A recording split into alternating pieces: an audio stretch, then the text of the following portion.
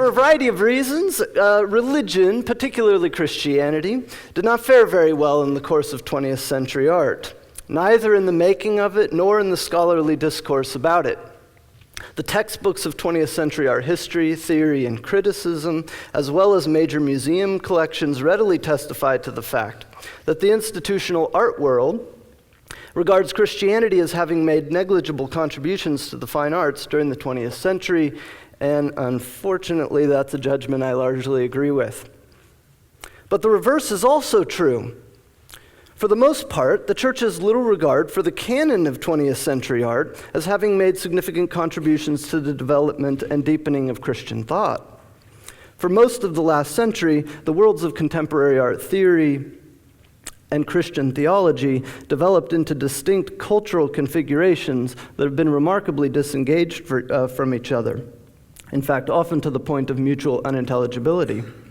By 1979, Rosalind Krauss, renowned art theorist Rosalind Krauss, had gone so far as to say that these spheres had reached a condition of absolute rift. The reasons for this rift are complex and numerous, and they are certainly bound up in larger cultural dramas of Western secularization. This is part of Krauss's narration of the rift. In the increasingly desacralized space of the 19th century, art had become the refuge for religious emotion. It became, as it has remained, a secular form of belief. Although this condition could be discussed openly in the late 19th century, it's something that is inadmissible in the 20th, so that by now we find it indescribably embarrassing to mention art and spirit in the same sentence. Remarkably, however, over the last 15 years or so, scholars have begun to use art and spirit in the same sentence again, and embarrassing themselves, evidently. People are talking about religion in the discourse about contemporary art these days. We might even be so bold as to declare, along with Sally Promy, that there has been a return of religion to the art discourse. But we must also admit that it's a return that has been riddled with problems and confusions. Krauses Rift remains and stifles discussion on many levels with what James Elkins has called a complex structure of refusals. What I want to do today is try to articulate where I think the primary problem lies in the rift. What's it really about? I want to offer an argument, a brief argument, for how we might think about the return of religion, and then offer some constructive thoughts about how to move forward. I don't think Christians have yet been thoughtful or creative enough of how to work productively in this rift, and I want to throw my weight in that direction of productively working in the rift. In 2004, James Elkins, a prolific and well-known art historian at the Art Institute of Chicago, published his controversial book on the strange place of religion in contemporary art, in which he attempted to understand and diagnose the chronic gridlock between contemporary art discourse and devoted religious belief. His stated task from the beginning is ironic. He wants to see, quote, if it's possible to adjust the existing discourses enough to include religion. But ultimately, he concludes that such an adjustment remains unlikely. Art theory and religion are simply structurally incompatible in their current forms. To distill it a great deal, his argument a great deal, the strange place of religion in contemporary art is that the trajectory of art history and theory and criticism for the past 150 years or so makes it impossible for whatever religious content and artwork might hold to be mediated with any kind of directness or clarity or sincerity of expression, thus effectively precluding it from having any compelling presence in the interpretation of the artwork. In Elkins' view, the rift does not exist in the artistic production per se, in the artworks. The rift exists in the academic writing about art. The problem is inherent to the structure of modern and contemporary visual hermeneutics. Even if it's there are no categories for interpreting it. So this paper addresses the problem of interpretation, level of meaning. There are, as he says, worlds of art, yes. Worlds of art writing, no. In the book, and in the various conferences and publications surrounding it, Elkins repeatedly points to the journal October, which he probably correctly considers to be the most influential academic journal devoted to contemporary art criticism and theory. Co-founded in 1976 by Rosalind Krauss, who you'll remember from her pronouncement of the absolute rift.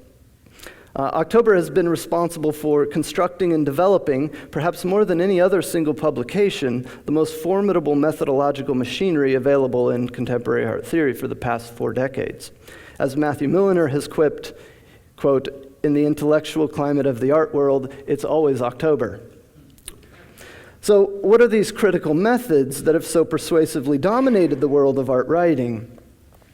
In 2004, the same year as Elkins' book, October's 4 most renowned contributing editors, Hal Foster, Rosalind Krauss, Evelyn Bois, and Benjamin Buchloh, published the massive 2-volume Art Since 1900, which opens with introductory chapters devoted to articulating the 4 most influential critical methods that have framed the modern and contemporary art discourse.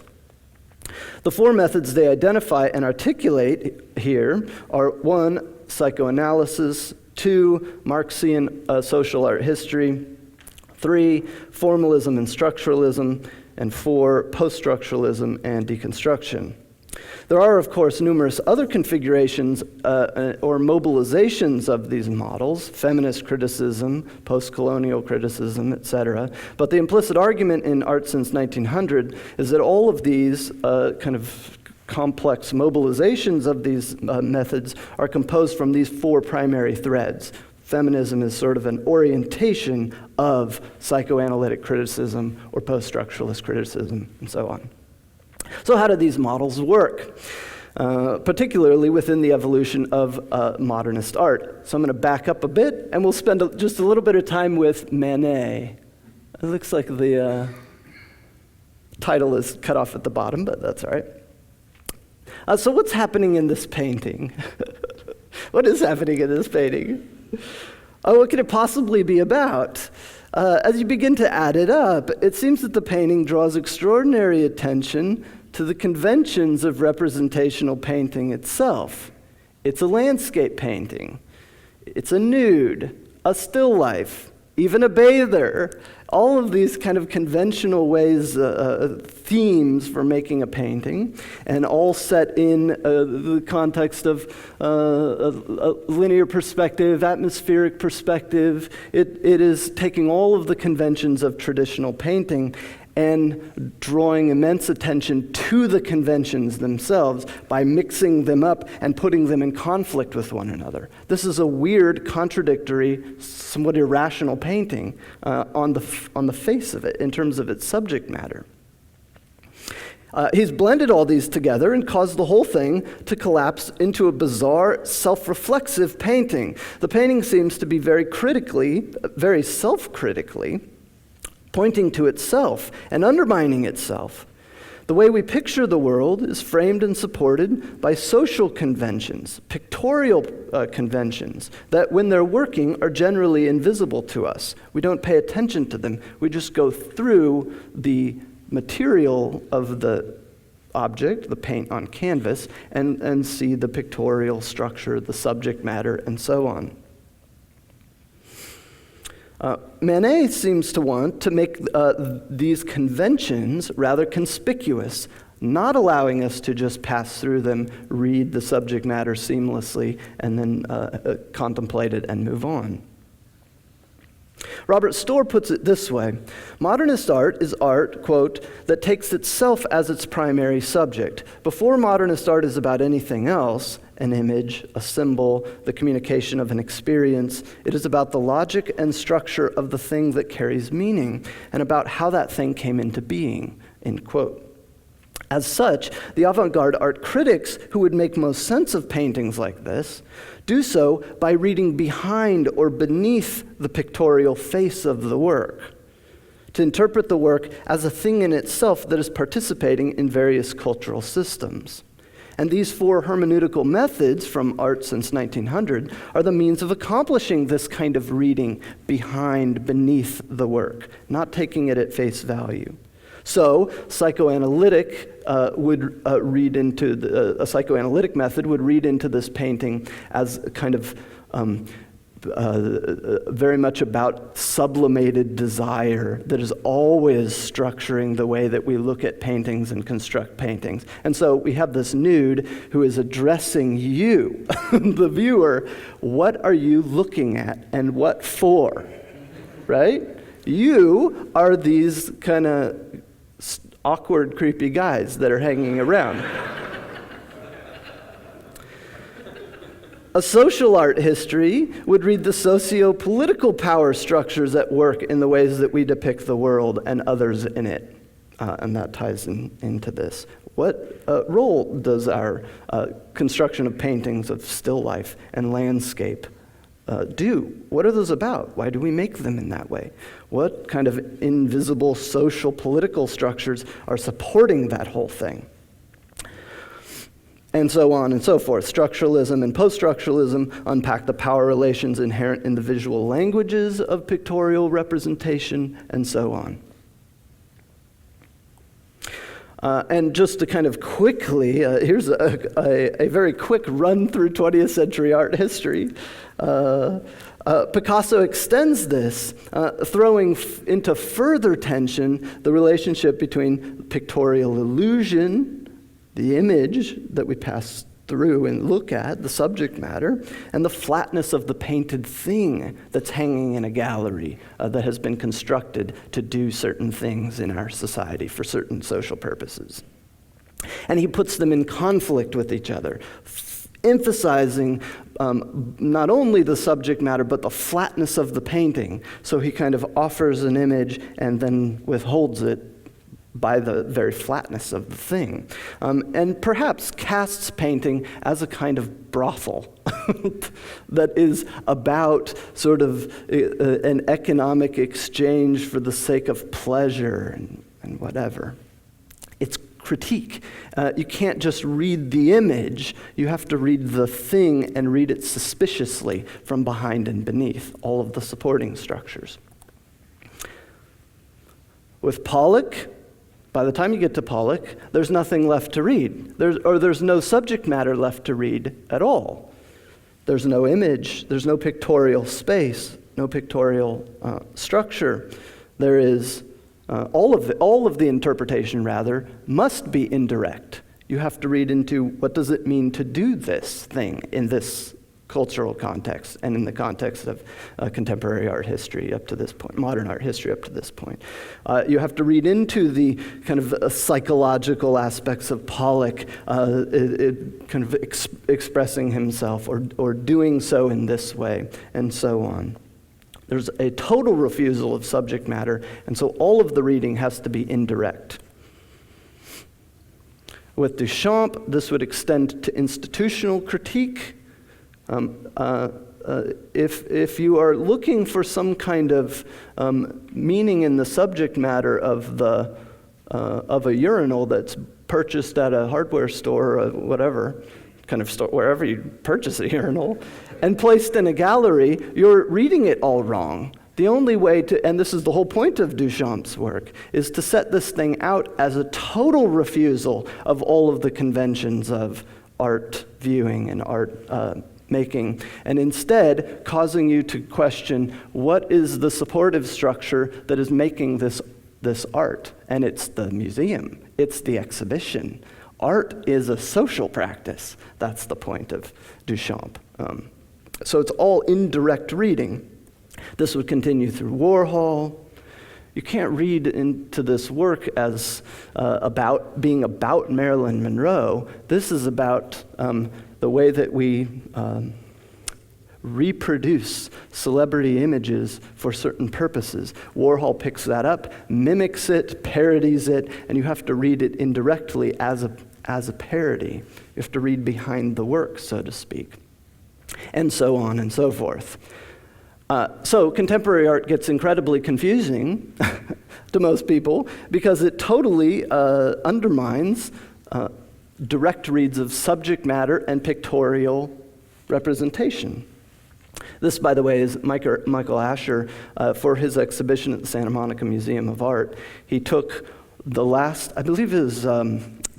12 years, 10 years of all of the exhibitions that had been in that space reproduced the floor plans, framed out all of the walls from all of the floor plans over 10 years of the museum's existence, and you just get that framing. He has reframed the museum from the inside out. But once again, you have to read it indirectly. There's no direct pictorial or subject matter-based read.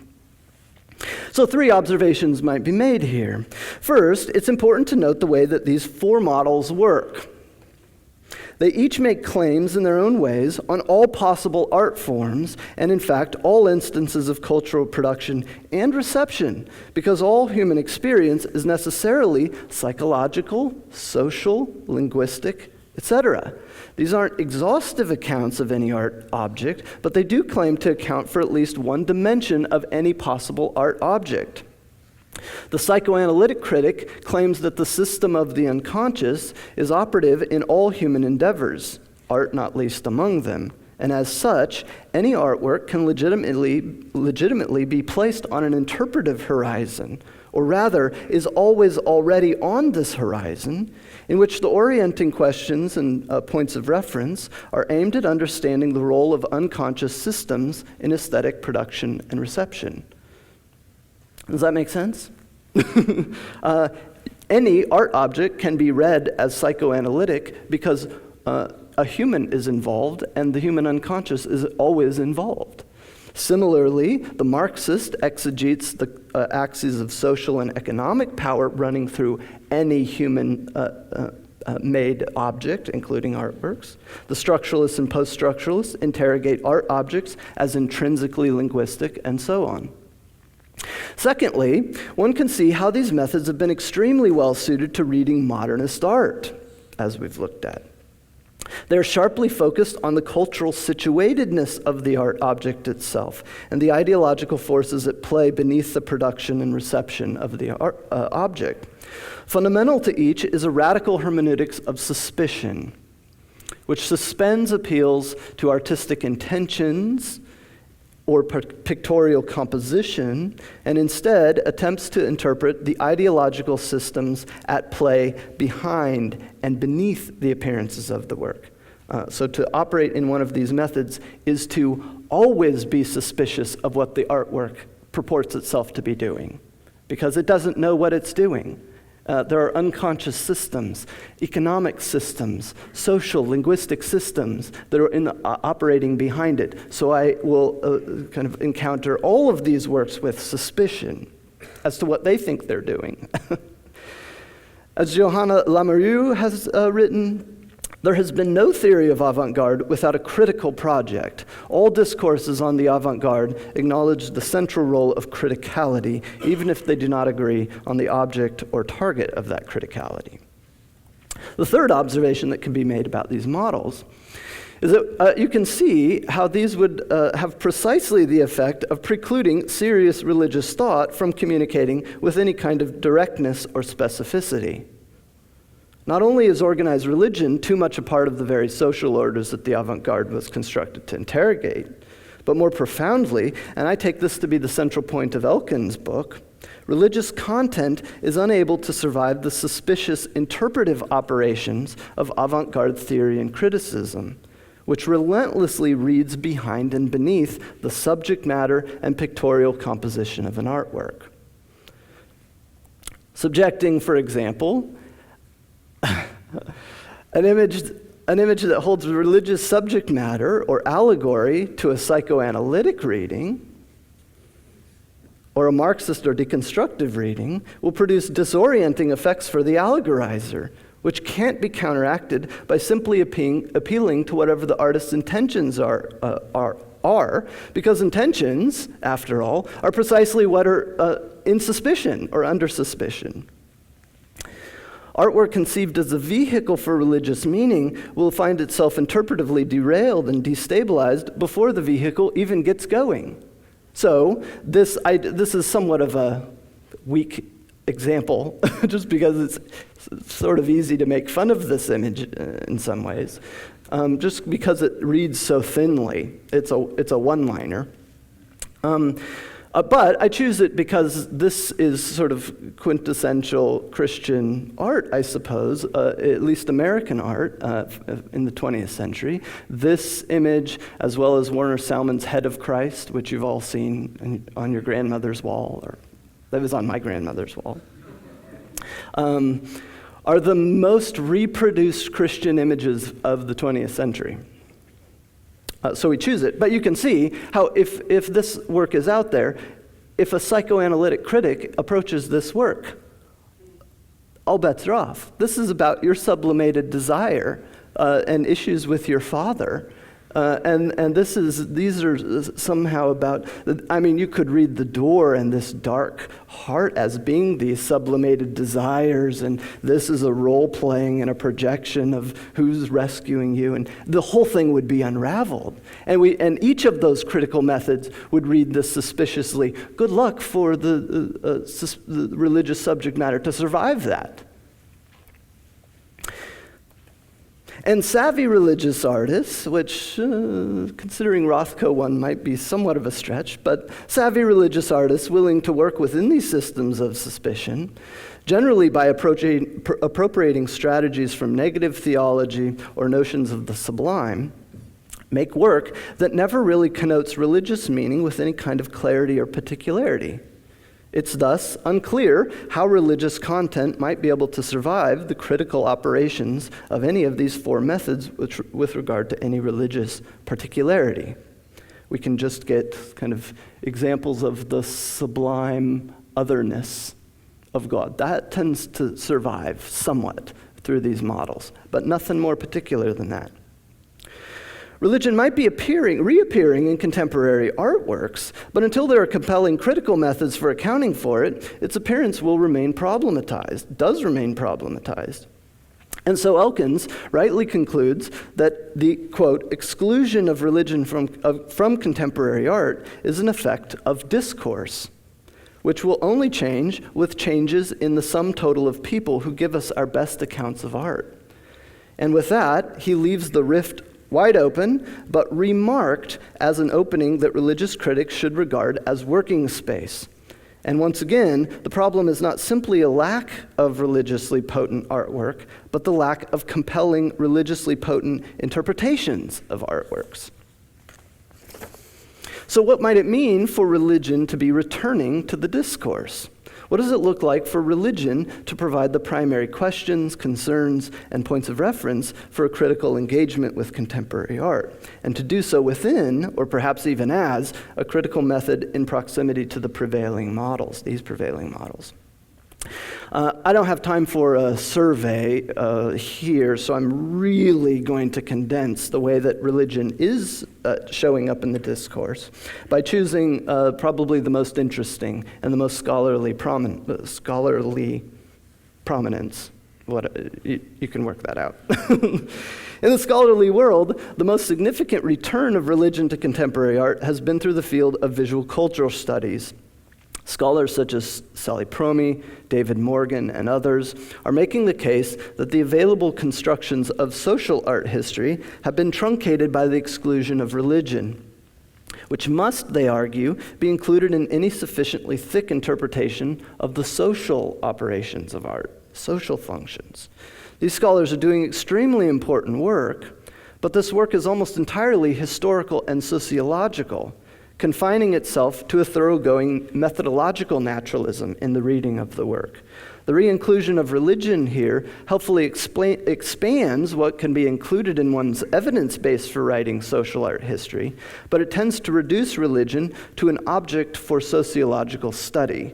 In other words, they want to take religion seriously as a social force, and as a political force, and as something that produces objects, but they don't really take it seriously as opinions or positions you would want to hold as a scholar interpreting the work.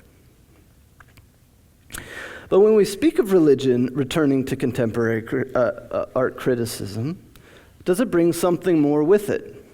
Does it, in fact, open an additional axis of meaning, if that's the term we can use here? I believe it does, and I think that we can only refer to this as the theological axis of meaning. Religion certainly operates along the numerous personal, social, and material horizons of human existence, but it's more than that. Fundamental to anything properly called religion is the question of the relationship of world to God or gods. This is the theological question, and it's the question of humanity's fundamental relatedness to God. And I think George addressed that wonderfully in the lecture prior to mine. And once this question is asked of humanity's and the world's fundamental relatedness to God, then it opens a theological horizon of meaning along which all human persons, societies, and materiality itself are related to God or to the absence of God. As long as the question is a live one, it's a theological discussion. As Aquinas defined theology as, quote, a unified science in which all things are treated under the aspect of God, or maybe even the question of God is enough. So why would we want to be questioning and engaging contemporary artworks under the aspect of God? Why would we want to open the contemporary art discourse onto the theological horizon and into theological methods of criticism? As I see it, any argument for the return of religion or theology to contemporary art criticism must be made on the basis that this return, it provides more interpretive thickness to the discourse. It benefits the discourse. It provides more thickness to the explanatory power of the discourse. Or in other words, religious criticism must be able to open an artwork into compelling and warranted interpretations that would otherwise be inaccessible. And these interpretations should in some way enrich the accounts of what artwork is already doing within this cultural context. So, this would not be about imposing a theological perspective as much as affirming that the work is already in some way theologically significant. Taking a perspective merely sensitizes us to questioning the significance that's already happening in the work in this cultural context. Of course, opening the art discourse to theological methods of criticism will be an extremely noisy and messy affair. For many reasons, not least of which is that the theological question immediately cascades into theological particularities that are usually divisive, especially in contemporary art. Such problems, however, I think I want to say, are intrinsic to all criticism. Baudelaire believed that, quote, to justify its existence, criticism should be partial, passionate, and political. That is to say, written from an exclusive point of view, but a point of view that opens up the widest horizons, end quote. As far as I'm concerned, that well articulates the goal of theologically oriented criticism, to engage artworks from particular, even idiosyncratic, sensitivities and points of view for the sake of opening up wider and thicker interpretations of the work. At its simplest level, just subjecting the work to the question of the presence or absence of God. There are four distinct situations that come to mind in which theologically informed criticism, and I'm not sure what other phrase is appropriate there yet, may or may not be desirable. One, contemporary artwork that is making overt religious references. Two, artwork of whatever subject matter that is made by a person of religious faith. Three, artwork that is specifically dealing with subjects of interest to a theological tradition. For example, it's roughly about the human existence, the human condition, the problem of evil, and so on. And perhaps four, any and every artwork, as though theology might be relevant to any cultural artifact in a way analogous to the October models, which have access to all artworks. Let's briefly take these one at a time, and I'm going to make these real brief, not give them as much time as they need, but just a gesture in this direction. So the first of these possibilities, contemporary artwork that's making overt religious references. Within this category, I don't see that it makes much difference whether an artist is personally religious or not. If the work draws specifically from theologically charged subject matter, then the work has already placed itself on some kind of theological horizon and should be interpreted as such.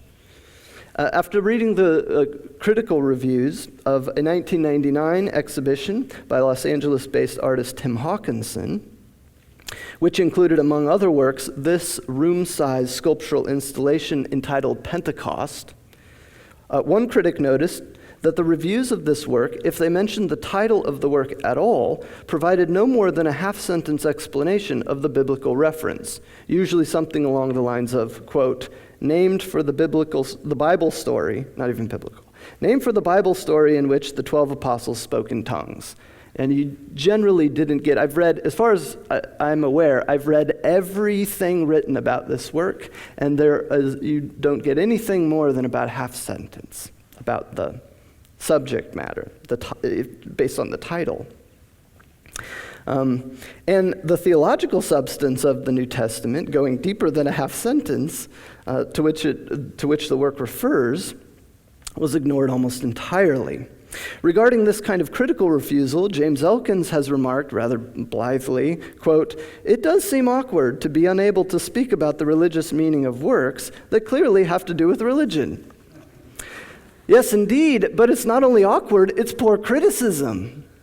To be sure, Hawkinson's handling of this biblical subject is highly unconventional, and thus critically demanding, but it's also deeply substantive, and one that will be missed if critics are unwilling or unable to consider the theological content of the biblical Pentecost in their considerations of Hawkinson's Pentecost. By the way, I don't have time to sort this out. I would love to. But what this is, what you're seeing, are 12 sort of humanoid figures that are made from kind of, the topographical mapping of the earth, where you build those models. They're topographical mappings of his own body in various positions. These 12 figures are distributed around the room, each with a mechanized body part, a knee, a nose, so on. And they are tapping on this tree that is built out of air ducting, like Home Depot materials. In fact, all of his work, for the most part, is made out of what can be purchased in home improvement stores. This is the stuff we build culture with. All of his work is what we build culture with, this stuff. And so they tap on this tree that's meant to conduct air, breath, wind, and as they tap on it, there are syncopated kind of rhythms bouncing around the room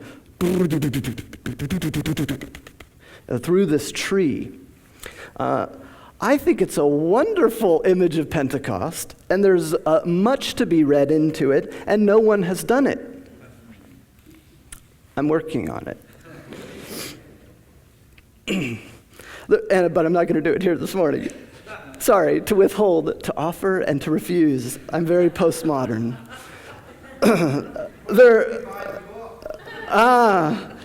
Give me a couple years, 2 years. There are numerous, because I'm going for Hawkinson, not just this work. There are numerous major artists working today who have made work explicitly laced with religious subject matter. There are numerous of them. Francis Elise, who I have an article coming out on later this year, hopefully, in Religion and the Arts, a journal out of Boston. Francis Elise, Robert Gober, Jan Faber, Ann Hamilton, Damien Hirst, Anish Kapoor, Anselm Kiefer, Wolfgang Leib, Sharon Nashat, Kiki Smith, Bill Viola, to name several.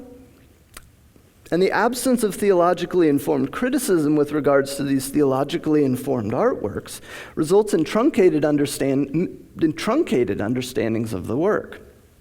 Or, put the other way around, in cases where artists are engaging theological material from whatever perspective or agenda, once again, I care not, as long as they're talking about theology in one way or another. We should expect that the inclusion of theological interpretation into the discourse would provide better, thicker interpretation of the work. Second possibility, contemporary artworks made by an artist of religious faith. The example of Tim Hawkinson is of further use to us here in that Hawkinson claims a specifically Christian faith. He's one of the relatively few internationally known artists that does today. This creates something of a dilemma in the criticism done about his work. To what extent does a thick understanding of his entire oeuvre make demands on our ability or willingness to encounter it in expressly theological terms? We need to be wary of placing much weight on artistic intention, I think. I'm only minimally interested in his intentions, other than that he's one of the interpreters of the work and gives us real cues as to what it might mean and what the process that we read into might mean. But we also need to resist dismissing the artist's intentions entirely, which has been the kind of MO lately. Los Angeles curator Howard Fox, who has written probably the most interesting essay on Hawkinson's work, seems to actively restrain Hawkinson's work from being theologically specific. Quote, "Though Hawkinson frequently makes reference to Christian themes, his art is not sectarian or denominational. It is a secular expression of spirituality. His art openly courts a consideration of metaphysical and spiritual issues that might apply to almost any system of beliefs, and that especially resonate with the basic tenets of Christianity," end quote. While I understand the impulse to make Hawkinson's work amenable to almost any viewer who might be open to spiritual issues, as Fox calls them, this approach runs the risk of substantially evacuating the work. We do not make similar efforts to de-specify the political themes of artists like Hans Hacke or Kara Walker, for instance, there are many, such that their work, quote, "might apply to almost any system of political beliefs," end quote. Indeed, attempting to treat these artists in this way would relinquish the conceptual integrity of the work to such an extent that there would be not much left to work with. What is instead needed for Hawkinson's work, as well as for Hacke's and Walker's work, I think, is an interpretive thickness that's inclusive of theological thinking and criticism. I love this work, by the way, and I'm not going to talk about it, just to further tease you, offer and withhold. Third possibility for where this might touch down, a work like Hawkinson's Homunculus, which is a fascinating meditation on phenomenological method and the constraints of self-understanding, can be opened into theological significance regarding what it means to be a human in the world, a being toward God. So then, what about any work dealing with similar questions? If I unpack the theological significance of Hawkinson's meditations on human embodiment and being unto God, then won't that conversation immediately open outward into dialogue with every other major artist today working on similar problems? What about Damien Hirst's severe questions about our being unto death and our efforts to medically control it? What about El Anatsui's social histories? These are the tops to liquor bottles.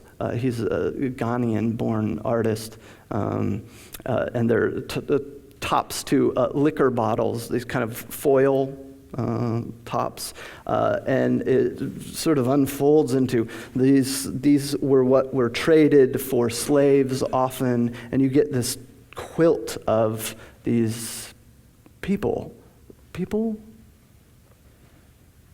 It's troubling and needs to be read more deeply, I think. If we say yes, then it seems that the case for the fourth situation of any and every artwork, as though theology is relevant to any cultural artifact made by a human person, seems implied to me. As Kevin Van Hooser has written, quote, "What is at stake both in cultural texts and in the process of their interpretation is the meaningful and the good, both of which are matters of universal human concern. All interpreters of culture work with some idea, however tacit, of what is or is not conducive to human flourishing," end quote. And as such, artworks are in some ways always already making some sort of tacit theological claims. Making this move in public is difficult, given that the visibility of any level of significance, such as a theological significance, is largely contingent upon the interpreter's commitment to inhabiting the meaning structures of that level. But we should simply hear that, I think, as a call to produce more compelling examples, better criticism as Christians. And so ultimately the question is, can we deliver the goods? To be quite blunt. Okay, really quickly, I want to give 3 ways forward, 3 specific proposals for ways to move forward from where we're at. Those who are interested in this, and you can, I think, take this into whatever other disciplines you're working on. Number 1,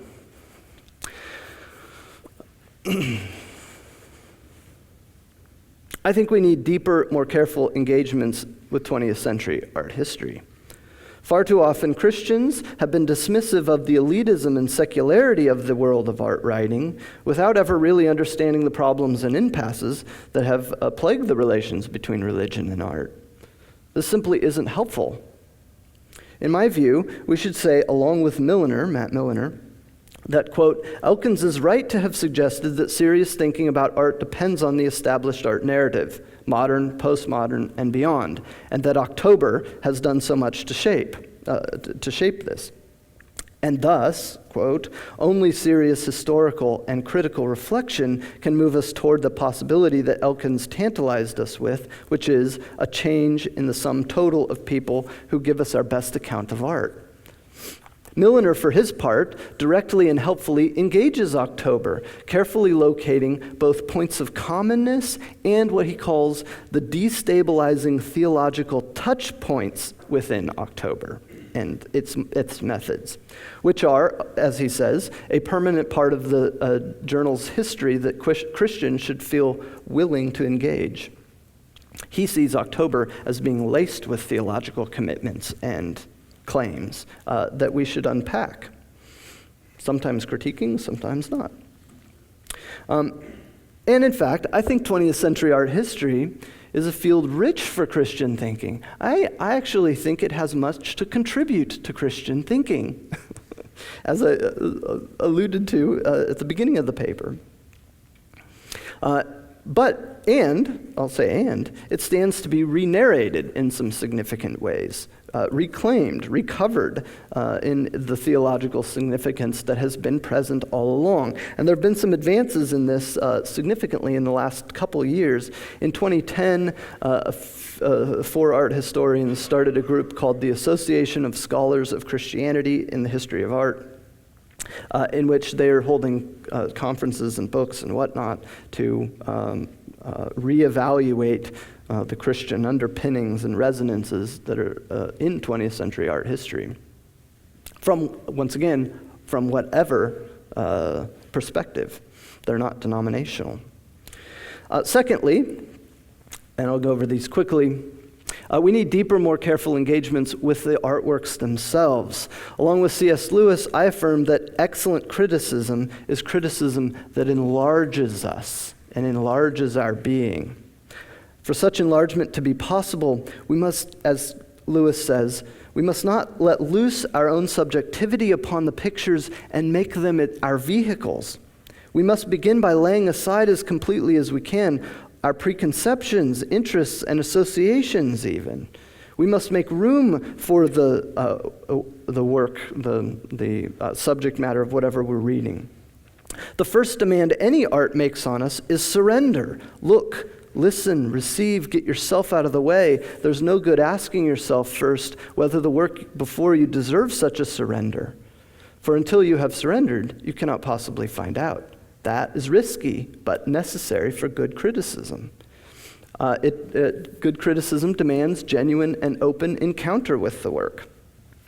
Over against this, I think theological art criticism, up to this point, has mostly been really overdetermined criticism. Unfortunately, we tend to approach artwork with a predetermined agenda, and we scan the field of art looking for the kind of artworks that we can then unload this agenda on. And it's not very good criticism usually, which is why it's ignored.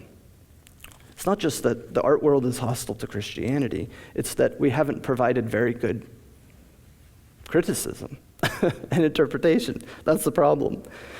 Third, I think we need deeper and more careful theological thinking because these have been two separate, culturally estranged wings of the academy. They haven't understood each other, and so people who are interested in doing this feel like they need to master the massive field of art, criticism and theory, and then the massive theory of theology in order to do anything meaningfully in between. There have been a lot of really good movements in this degree, in this respect. Lots of theologians who are writing about art very helpfully, but we need more work on this. Theological, it's fairly commonplace for us to have really thin views of the incarnation that we just kind of apply to anything that includes the immaterial thoughts in material forms, and the incarnation gets thinned out to be applied to everything and not be very thick thinking, and so on and so forth. I think you read, even in the best Christian criticism, repeated uses of the words, this is similar to, this relates to. We get this kind of collating effect where here's what theology says, here's what's going on in the artwork. See how they're not all that dissimilar? I think we need more deeply structural thinking about what art does and how it operates. I'll end by saying that what is ultimately needed, I think, are excellent examples of theologically rich art criticism. For better or worse, this paper is theory, all theory. It's not an example. And a conference such as this, and this paper, is helpful in that it sets aside time for reflection about what we're trying to do and in what context, but what we really need are good examples. And I'll end with a quote from Dan Seidel. The Christian intellectual community must embody a Christian faith that is more robust, textured, and expansive than is operative in the public arena. The Christian critic must continually show how wide and deep is the love of God that I think Paul Mosier was helpful on last night, and bring it to bear creatively and critically on contemporary art. Thank you. John, coming back to the Hawkins piece, would the piece change if the word Pentecost were not in the title? Yeah. In which case, I mean, could you make something of it if you knew his whole work? And does he include a lot of titles in his piece, or is this an anomaly? All good questions. So for the first one, I think it would make a difference if the piece was titled otherwise, in the sense that if I was to read it pneumatologically, read that work pneumatologically, I would feel like I was making more of a jump, more of a leap. I was going out on a ledge. And that's what critics do, and that's good and perfectly fine to go out on a ledge. You try to justify each of your steps as much as possible. And I think by titling it that, Hawkinson gives you a little bit more security going out on that ledge. So I think it would change it. It wouldn't change the work. It would just change kind of the evidence that I can appeal to. But the work still has to be read for what it is. So in that sense, a title is a fairly weak thing that accompanies a work. But it's a pointer. No, you're justified in thinking about it in this way, making these associations. So I think it would change it somewhat, but not entirely. Your other question was about how he uses titles. Does he use titles generally or not? Or? Yeah, they're usually titled. Usually not specifically Christian like that. The associations aren't so specific. I mean, he has one that's called New Man, which is a sort of pun on new man, but it's spelled as Newman. So he does some things like that. Titles are important for him. They tend to function as kind of riddles, and critics should take account of that. You had one other question in there that I've forgotten. Well, I was just wondering if you knew his body of work. Let's say that he's done 30, 40, 50 pieces, and then Pentecost wasn't on this piece. If you still get to the same point somehow. Yeah. Yep. Yes. I mean, his work is fascinating. And I think it is all really theologically deep.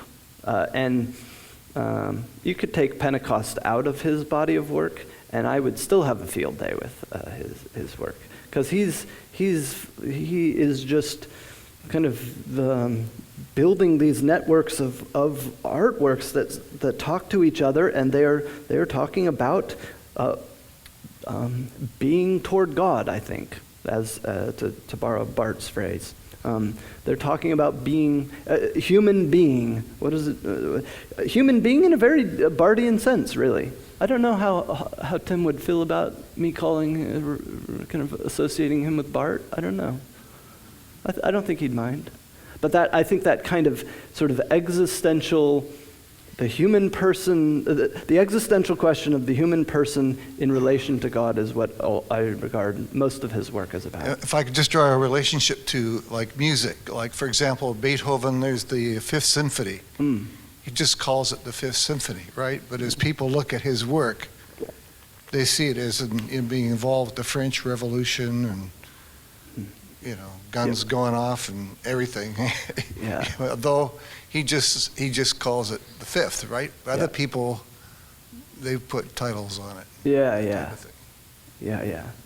No, that's a good kind of comparison. That if you were to untitle that or untitle any one of his works, it would change some of the cues that the author has given to it, but it wouldn't entirely change the tenor and the thinking of the whole body of work. I think I want a little bit of clarification. Throughout your talk, you mentioned thick experience, interpretive experience. Yeah.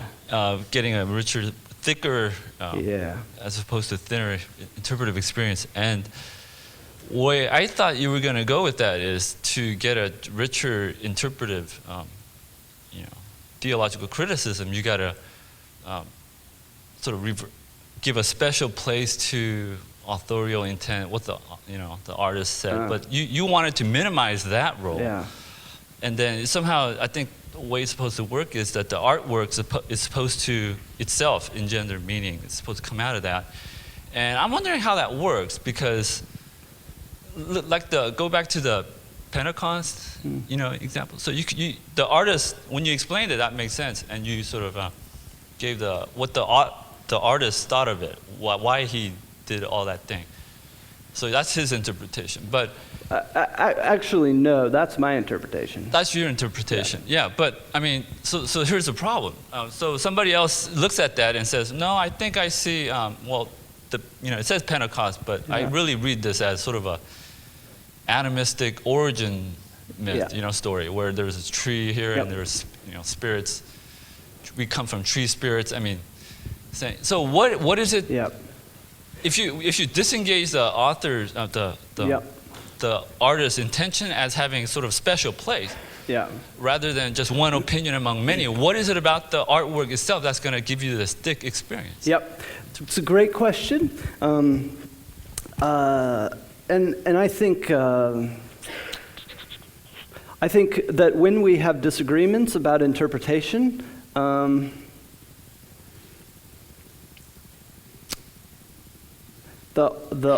the appeal to the author just carries limited weight especially in contemporary criticism.